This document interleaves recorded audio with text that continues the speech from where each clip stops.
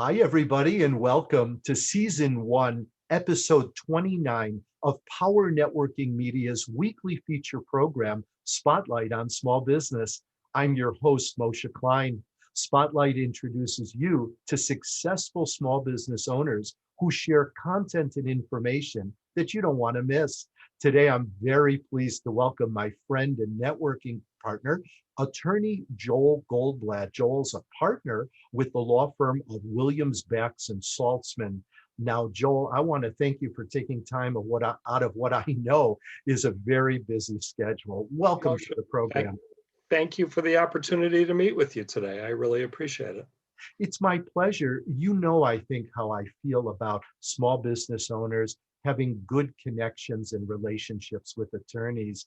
There are just times when a question bubbles to the surface. We all know what we know, and we should know what we don't know. So having a couple of good qualified attorneys like yourself in our orbit, I think is super valuable for small business owners. So tell us a little bit about the type of law that you practice and about your firm.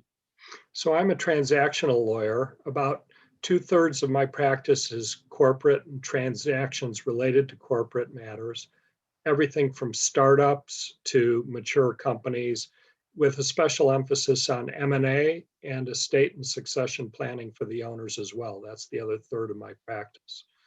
And then there's 11 lawyers at the firm currently. We're expanding and seeking to add some more staff and lawyers. And we're all business lawyers. So we handle commercial litigation, fiduciary litigation, some construction litigation, uh, and complex commercial matters. We all came from larger law firms, and we got tired of the larger firm treadmill and the emphasis on just billing the heck out of people.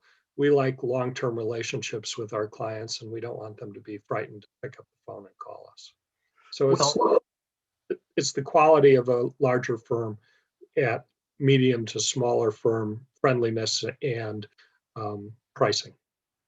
I want to call out something that you touched on that I think most small business owners are not aware of, that many corporate attorneys who work in the corporate world with startups or whatever the niche that they have are not all litigators. And I think when problems develop, it's important to have a relationship with a business attorney like yourself. But it's also important to remember that if your business attorney is not a litigator and the matter has to go to court, you're going to have to find another attorney and likely another law firm. Isn't that true, Joel?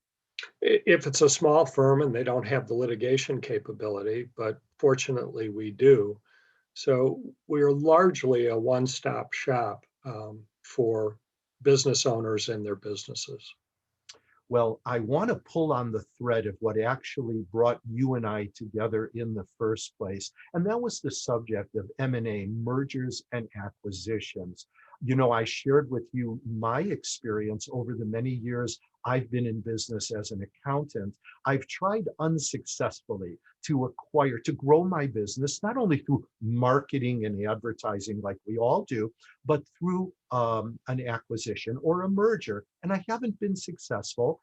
But I do know a lot of small business owners and some of my clients that are looking to do the same thing. So tell us a little bit, Joel, what you would want our viewers, almost all of them are small business owners, what should they know about the possibility or the opportunity of growing their business by acquiring another business? Well, it's often how people grow businesses by acquiring other businesses. It's the quickest way to grow fast versus organic growth that takes a lot of time, frankly. And if people can afford the acquisition, that's the route they prefer because of the speed. And you pick up a lot of personnel that with expertise in existence, in addition to all the customers and goodwill. So you're really picking up lots of benefits.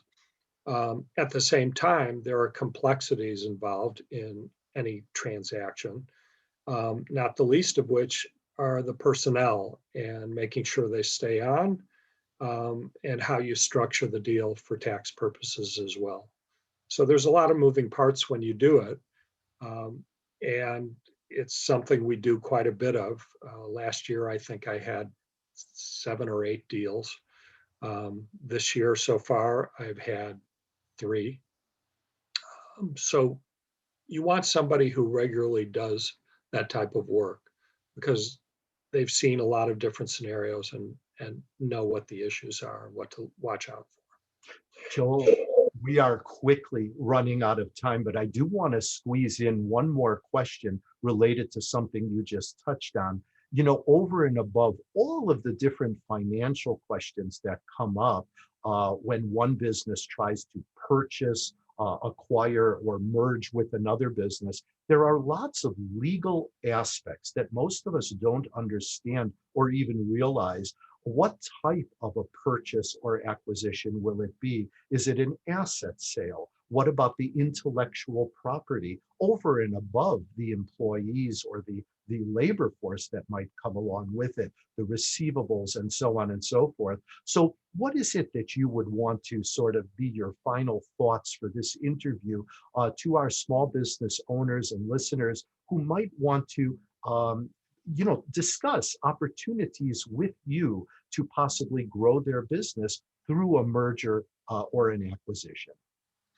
Well, they've got to be prepared to spend a lot of time on due diligence and researching both the prospective candidate, and once they've found the prospective candidate, researching all aspects of that business and really drilling down into details and assembling a team that allows them to do that, which includes their accountant, their lawyer, good insurance people, people who can evaluate finance and the sources of revenue for the business and how stable it is, and valuation professionals to make sure you're not overpaying for what you're acquiring.